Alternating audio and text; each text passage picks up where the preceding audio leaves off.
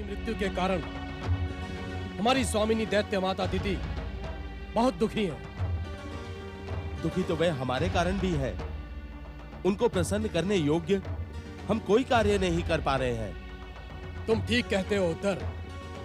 हमें अपनी स्वामिनी का दुख दूर करने का कोई उपाय अवश्य करना चाहिए। परंतु क्या? हम एक नहीं अनेक उपाय कर ले, परंतु हमारी स्वामिनी दैत्य माता दीदी हम पर कभी प्रसन्न नहीं होंगी। क्यों? क्योंकि प्रसन्नता क्या होती है यह वे जानती ही नहीं। ऐसी स्थिति में हमें अपने आप को समाप्त कर लेना चाहिए अथवा पाताल लोक वापस लौट जाना चाहिए। नहीं, कदापि नहीं। हम पाताल लोक लौटकर कभी नहीं जाएंगे। मूर्खों, कायरों, तुम दोनों को बार बार समझाने पर भी तुम दोनों अब तक यहीं पड़े हुए हो। तुम दोनों के भीतर राक्षसत्व नाम मात्र को भी नहीं है। लज्जा आती है मुझे तुम दोनों को असुर कहते हुए। दैत्य माता, हम स्वयं आपका दुख दूर करने का उपाय सोच रहे थे। तो तुम जैसे मूर्ख सोच विचार भी करते हैं। दैत्य माता, आपको दुखी देखकर हम स्वयं भी बहुत दुखी हैं। आप हमारा मार्गदर्शन करें कि किस प्रकार हम आपका दुख दूर कर सकते हैं।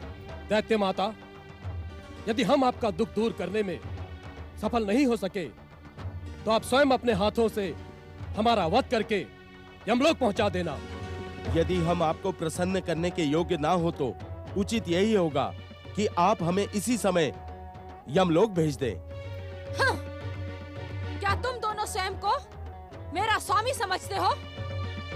मैं तुम्हारी दासी हूँ जो तुम्हारी आज्ञा का पालन करूं?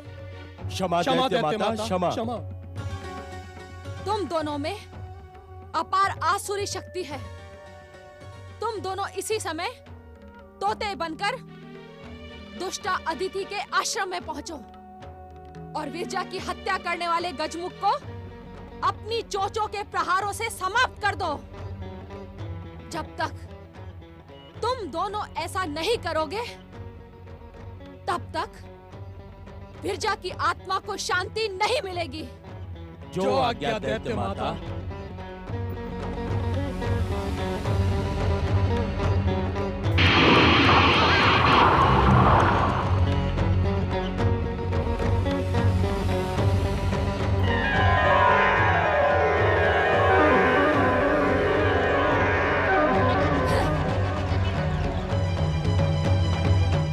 मेरा अपमान करने वाली दुष्टा अदिति, इस बार तेरा मायावी गजमुख जीवित नहीं बचेगा।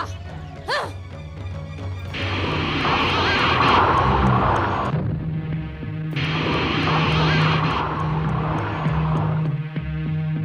क्या सोच रहे हो उद्धर? कुछ नहीं। परंतु मैं सोच रहा हूँ। क्या? वास्तव में मैं योजना बना रहा हूँ। इस बार उस दुष्ट गजमुख को समाप्त करने के लिए कौन सा उपाय करना चाहिए? तुम चाहे जितना सोच विचार कर लो उद्धत, परंतु उस दुष्ट गजमुख के हाथों हमारी मृत्यु निश्चित है। तुम ऐसा क्यों कहते हो उद्धर? उद्धत, जिसने हमसे कई गुना शक्तिशाली विरजा को जीवित नहीं छोड़ा, वो भला हमें जीवित क्यों छोड़ेगा?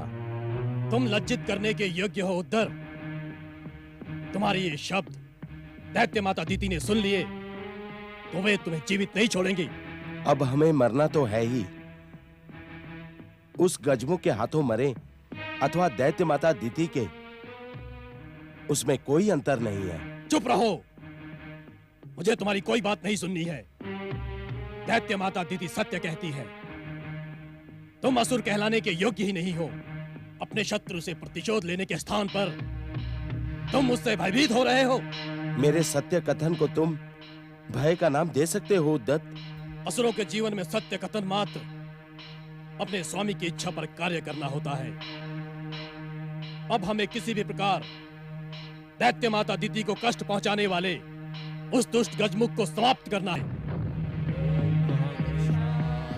स्वाहा। ओम महागणेशाय नमः स्वाहा।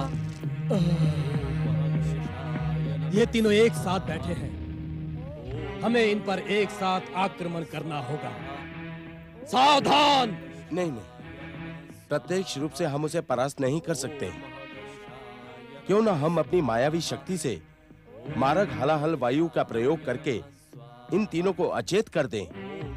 फिर इतनी निराशा के पश्चात भी तुमने अच्छी युक्ति सोची है।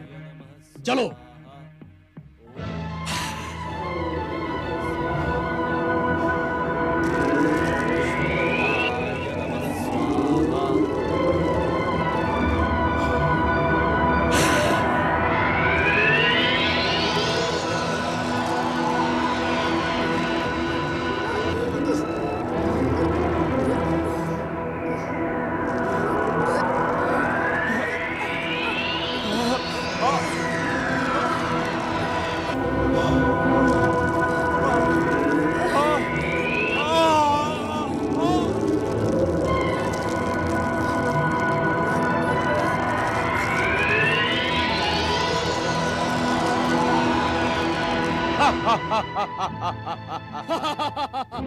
हमें इस प्रकार अट्टहास नहीं करना चाहिए। ये तीनों सावधान हो सकते हैं। चुप रहो। हम इन्हें सावधान होने का अवसर ही नहीं देंगे। चलो।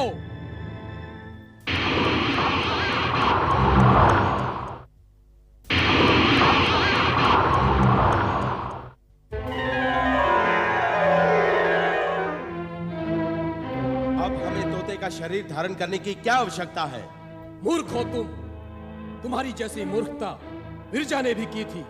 वो साध्वी रूप का त्याग करके राक्षसी रूप धारण कर इस गजमुख के साथ लड़ने चली थी। इसी कारण मारी गई। परंतु तब गजमुख अचेत नहीं था। तर्क वितर्क मत करो और अपनी चोंच से प्रहार करो।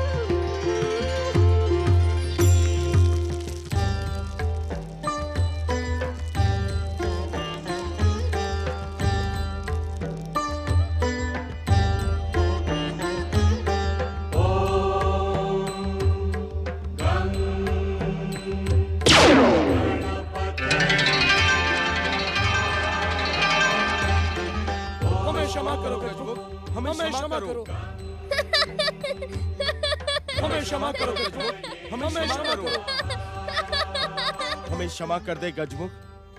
आप पर प्रहार करने का आदेश हमारी स्वामिनी दैत्य माता दीति ने दिया था। उनके आदेश के कारण हम विवश थे। मैं भी तुम दोनों को समाप्त करने के लिए विवश हूँ दुष्टों। तुम्हें क्षमा करना अपने कर्तव्य से मुंह मोड़ने के समान है। परंतु क्षमा मांगने वालों को क्षमा कर देना भी तो एक कर्तव्य है। अपनी मृत्यु को सामने देखकर तुम्हें नीति ज्ञान स्मरण होने लगा। मेरे प्रहार से तुम्हारे प्राण भले ही ना जाएं, परंतु मेरी इच्छा तक तुम अचेत अवश्य रहोगे।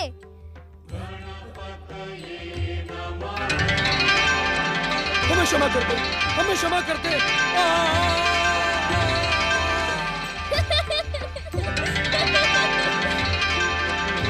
क्षमा कर दे गजमुख।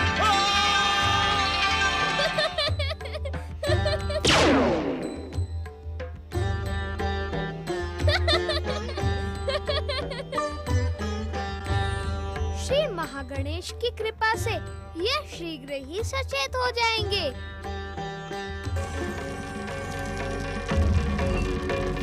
उद्धत और उद्धर अब तक लौट कर क्यों नहीं आए?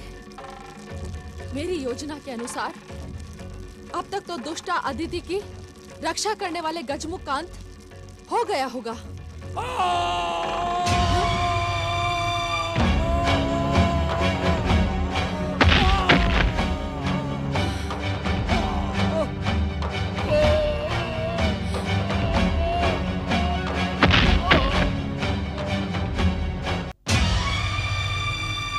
उद्धर, उद्धर, क्या हुआ तुम दोनों को? हाँ? वही हुआ दैत्य माता जो पहले से होना निश्चित था।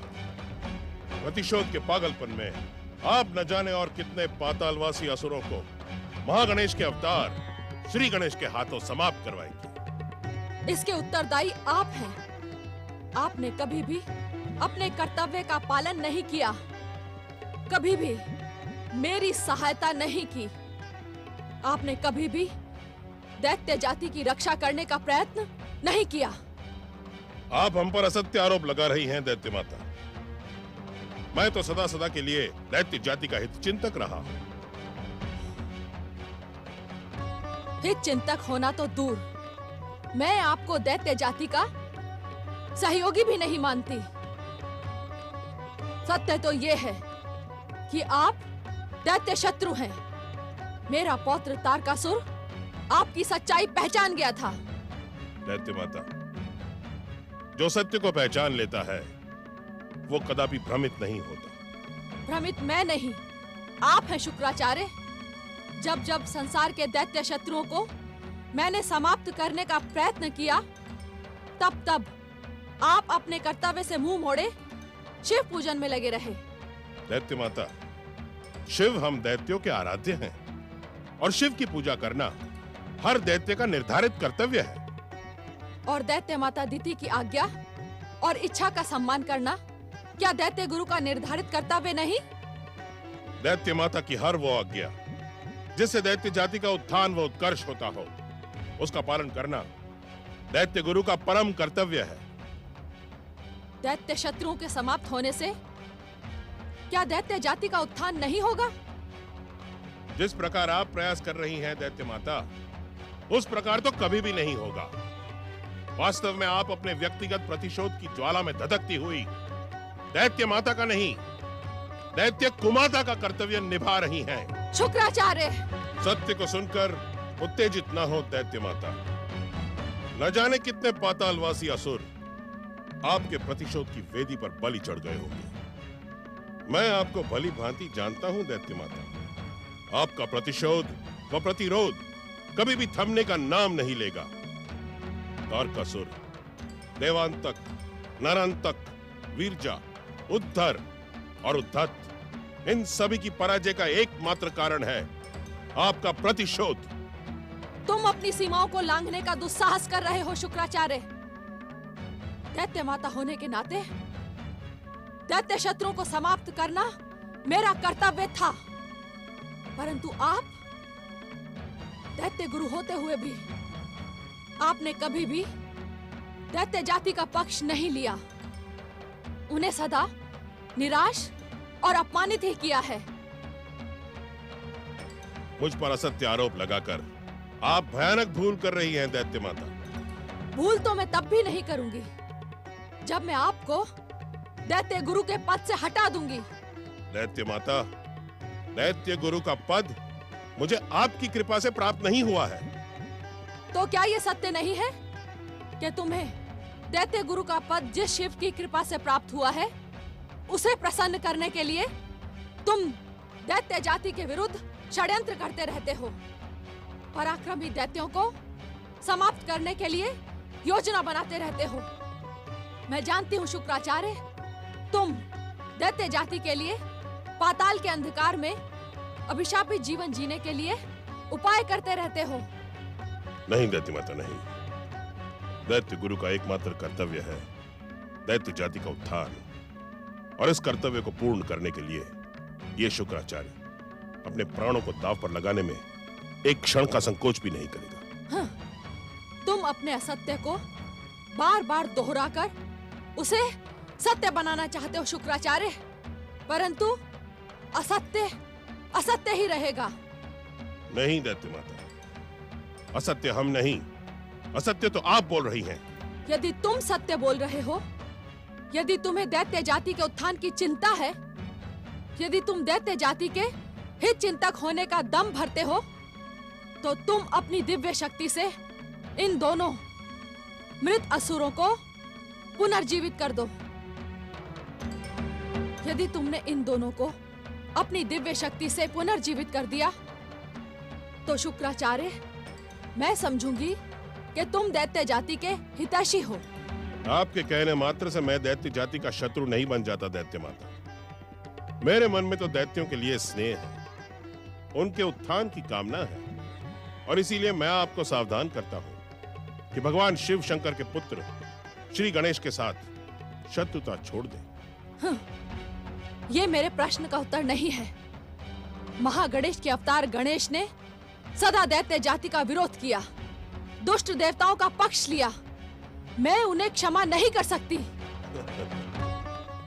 उन्हें आपके क्षमादान की भी आवश्यकता नहीं है दैत्य माता, परंतु आपको उनकी कृपा की आवश्यकता अवश्य है। श्री गणेश से शत्रुता करने वाला कभी भी सुखी और सफल नहीं हो सकता। मेरे सामने उस गजमुख की प्रशंसा ना करें शुक्राचार्य। उसी के कारण मेरे पौत्र तारकासुर का वध कार्तिकेय ने किया। उसी ने इंद्र को स्वर्ग सिंहासन दिलवाने के लिए दुरासत का वध किया। विरजा, उद्धत, उद्धर का वध करने वाला दैत्य जाति का शत्रु है, शत्रु। नहीं दैत्य माता, वो तो जगत को वरदान देने वाले हैं, प्राणी मात्र पर कृपा करने वाले परम दयालु हैं। आप उनसे शत्रुता का विचार त्याग दें, अन्यथा आप स्वयं नष्ट हो जाएंगी। किसी कार्य के लिए बढ़ाए हुए चरण को लौटा देना दिति का स्वभाव नहीं है।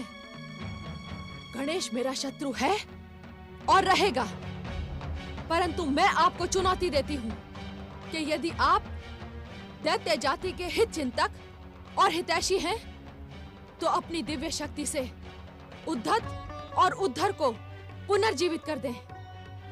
दैत्य माता, मुझे आपकी चुनौती स्वीकार है। मैं अपनी दिव्य शक्ति से उद्धत और उद्धर को जीवित कर दूंगा, परंतु परंतु कहते कहते आप रुक क्यों गए? परंतु आपको भी मेरी एक चुनौती स्वीकार करनी होगी। कैसी चुनौती? आप तब तक पातालवासी असुरों का आह्वान करके उन्हें शिव अथवा श्री गणेश के विरुद्ध नहीं उकसाएंगी, जब तक कि आप मुझसे अनुमति प्राप्त नहीं कर लेती। मुझे तुम्हारी चुनौती स्वीकार है। मैं देखना चाहती हूँ कि तुम दैत्यों के कितने हितैषी हो।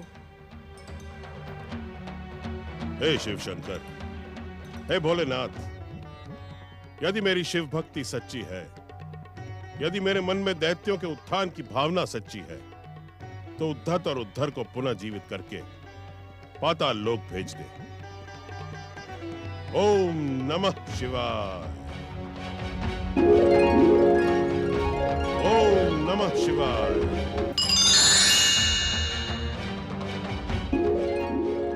ओम नमः शिवाय।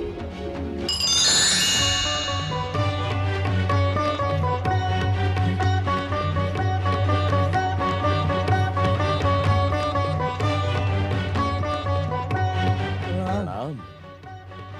तुम्हारा कल्याण हो।